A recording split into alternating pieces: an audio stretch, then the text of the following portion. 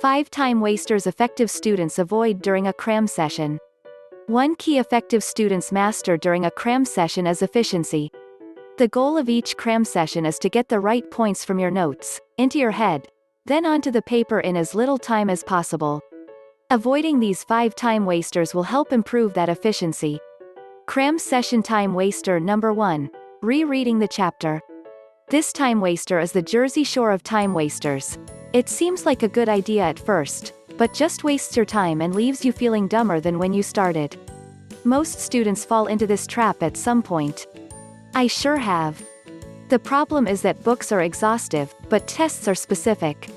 Your teachers, professors don't care if you know everything in the book, most of them don't either. They only care if you know the most important things in the book, and that's what lectures and your notes are for. Books are good to reference during an exam cram, but lose time by relearning all that info. Cram session time waster number 2.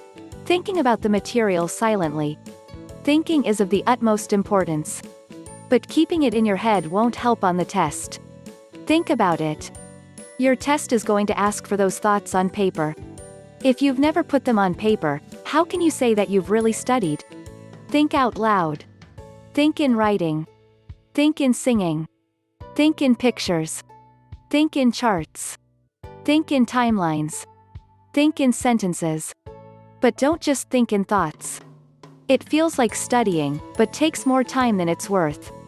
Cram session time waster number 3. Studying all the way up to the test. At some point you have to stop studying. Make that point be before you walk into your classroom.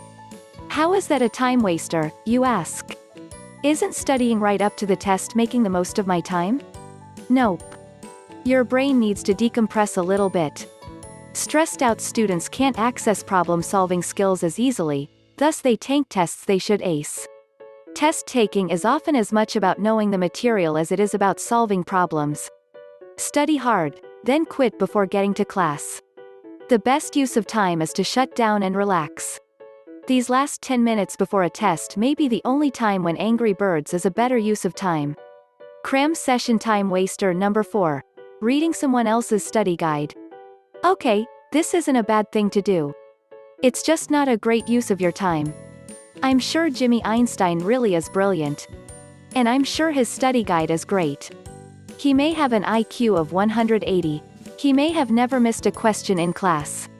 He may have already won a Nobel Prize, and have invented the internet, and discovered that Pluto wasn't a planet. Congratulations, Jimmy. But here's the problem. Jimmy made Jimmy's study guide. Making and reading your own study guide is infinitely more helpful than reading someone else's. Don't buy into the time-wasting hype of the class genius's study guide. Cram session time waster number 5. Staying up all night. Your brain is amazing.